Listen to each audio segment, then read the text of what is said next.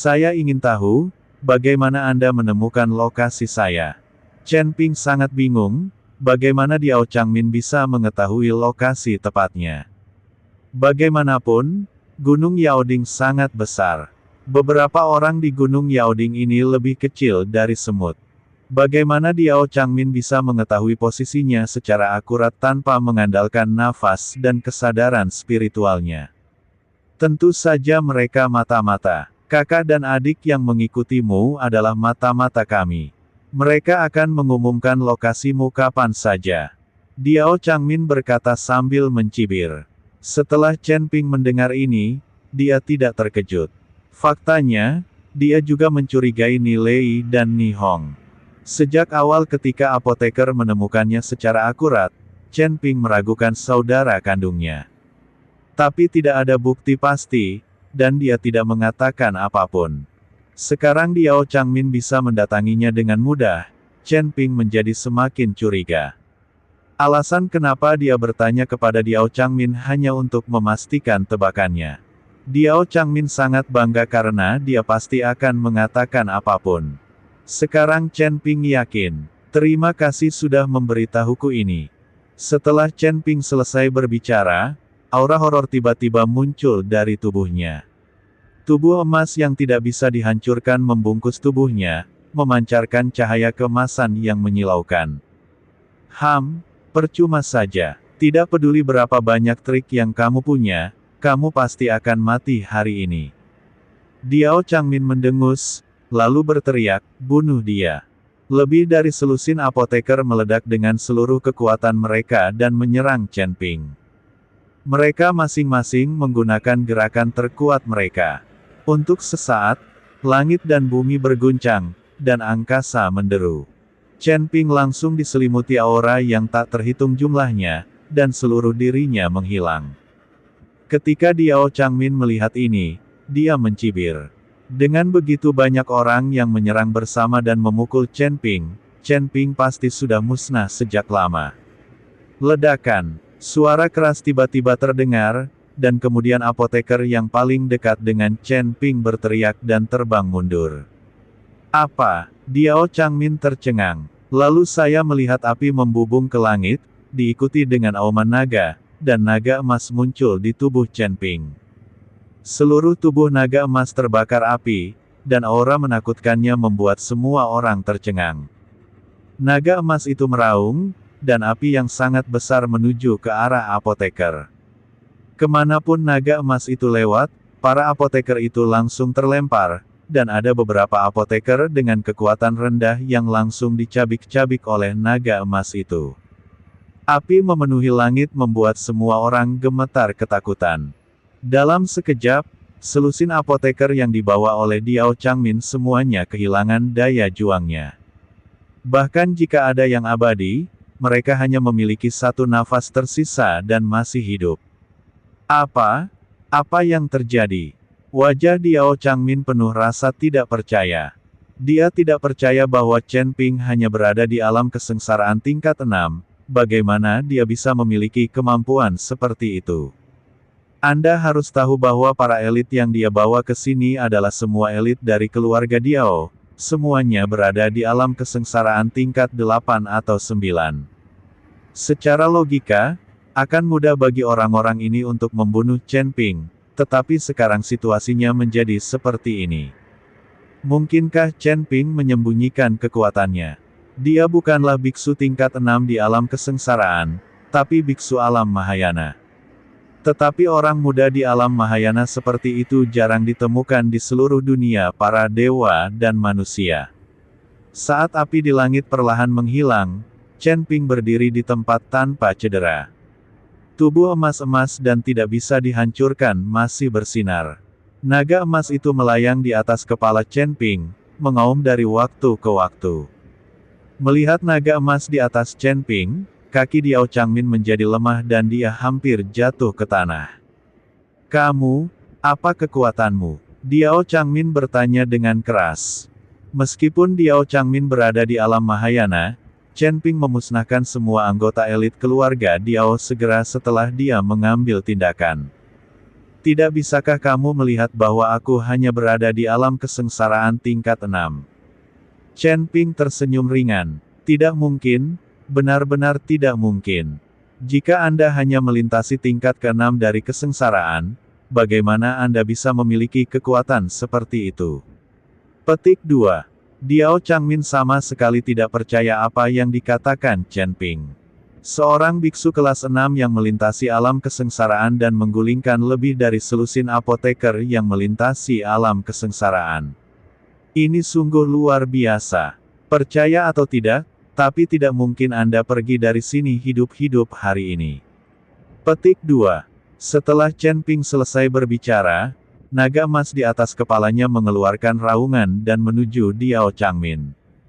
Diao Changmin sudah ketakutan dan tidak berani melawan dengan cara apapun. Melihat bahwa itu Chen Ping akan mengambil tindakan, dia berbalik dan melarikan diri.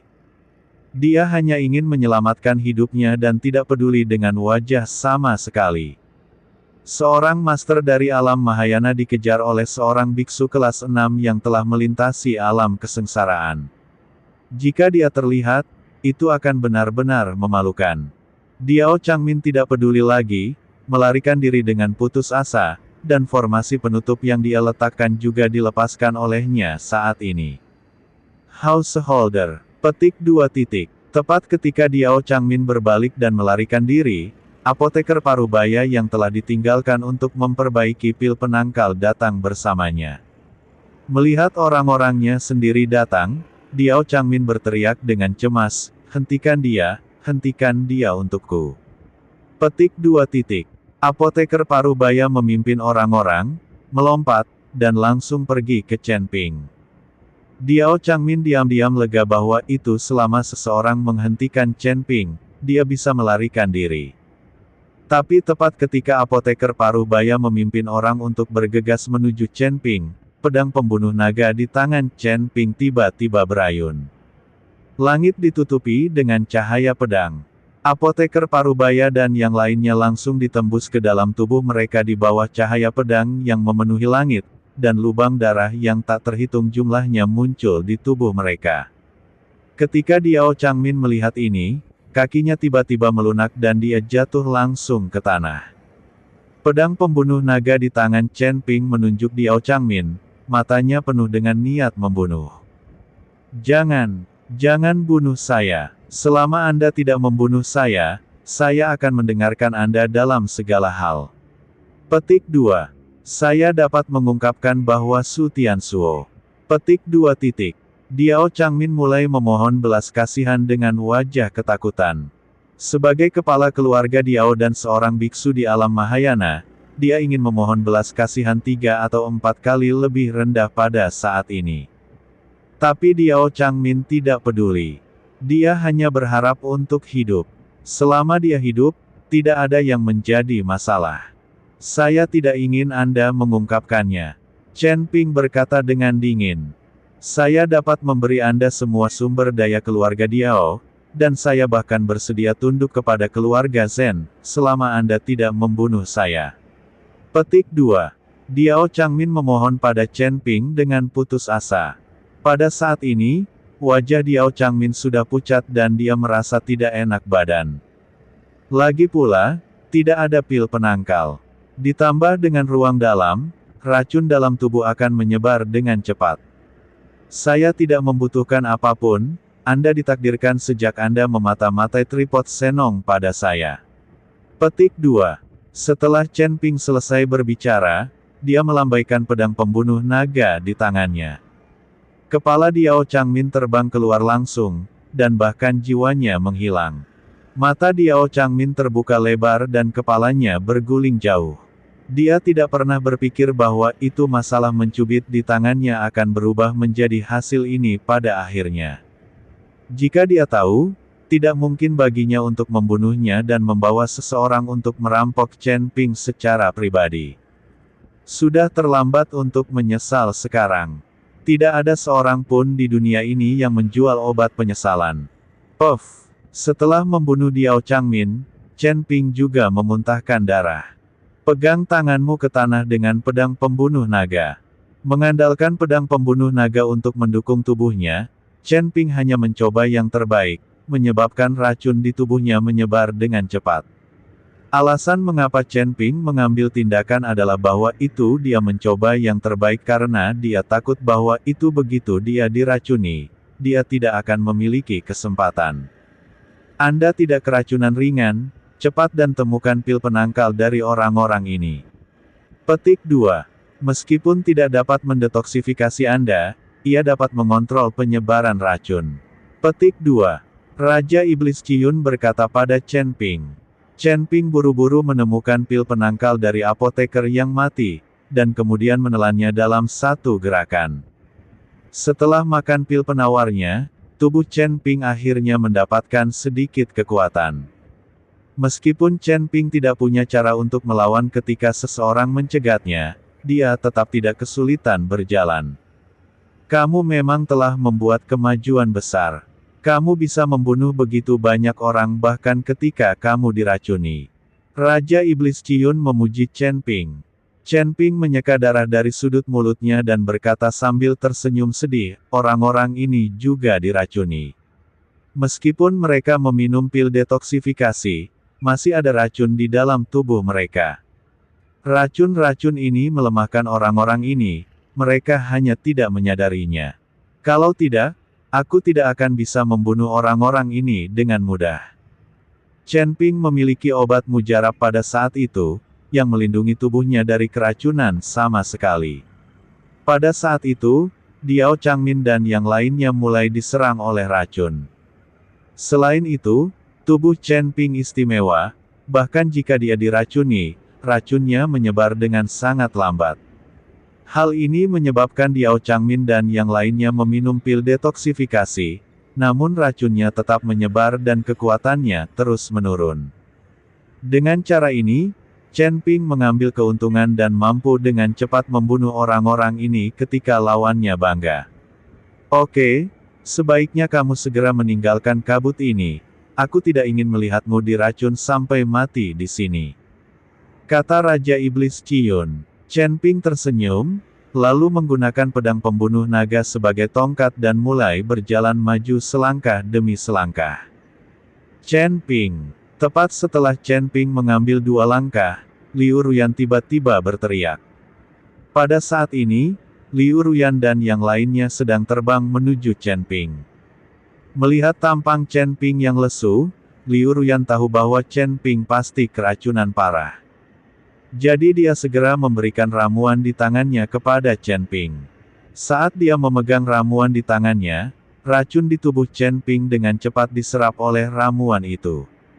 Warna kulit dan kekuatan Chen Ping juga pulih dengan kecepatan yang terlihat dengan mata telanjang. Saudara Nilei dan Nihong yang mengikuti Liu Ruyan tercengang saat melihat mayat di sekitar mereka dan kepala Diao Changmin yang terpenggal. Kedua orang itu tercengang di tempat dan tidak berbicara lama. Mereka tidak pernah mengira Chen Ping akan membunuh semua orang di keluarga Diao sendirian, dan bahkan Diao Changmin pun dipenggal. Tahukah Anda, Diao Changmin adalah master di alam Mahayana. Bagaimana ini bisa terjadi? Niheng melihat mayat hangus di tanah dan bertanya kepada Chen Ping, Tuan Chen, siapa orang-orang ini? Apakah mereka menargetkan Anda? Ini adalah orang-orang dari keluarga Diao di kota Yongel. Mereka menginginkan kuali Senongku dan ingin menukarku dengan upeti 100 tahun dari aliansi penyegel iblis. Sayang sekali mereka tidak cukup kuat, jadi aku membunuh mereka semua. Chen Ping berkata dengan ringan. Aneh sekali. Kenapa seseorang selalu bisa menemukan kita dengan akurat? Liu Ruyan sedikit mengernyit. Dia juga merasakan ada yang tidak beres. Gunung Yaoding ini begitu besarnya sehingga meskipun Anda ingin menemukan seseorang dengan sengaja, sangatlah sulit, tetapi mereka telah ditemukan berulang kali. Setelah mendengar kata-kata Liu Ruyan, kakak dan adik Nilei dan Nihong saling memandang dengan ketakutan di mata mereka. Chen Ping bahkan tidak memperhatikan biksu Mahayana. Mereka berdua mungkin bukan semut di depan Chen Ping. Chen Ping melirik kedua kakak beradik itu. Kedua kakak beradik itu dengan cepat menundukkan kepala, tidak berani menatap Chen Ping sama sekali, apalagi mengikuti tatapan Chen Ping. Kenapa kita selalu ketahuan? Lalu kita harus bertanya pada saudara-saudari ini. Chen Ping berjalan menuju Ni Lei dan Ni Hong. Keduanya. Wajah Liu Ruyan penuh kebingungan. Ni Heng mengerutkan kening dan berkata, Tuan Chen, mungkinkah kedua bersaudara ini diam-diam membocorkan keberadaan kita? Ketika Ni Lei dan Ni Hong mendengar ini, mereka langsung panik. Rekan Daois Chen, jangan bercanda. Bagaimana kami bisa membocorkan keberadaan kami? Lagi pula, kami selalu bersama. Ni Lei dengan cepat memaksakan senyum dan berkata, ya, kami tidak akan pernah melakukan hal seperti itu. Kalau menurut Anda kami adalah beban, katakan saja. Mengapa Anda harus menuduh kami tidak adil? Begitu Ni Hong membuka mulutnya, label moral ditampar lagi padanya.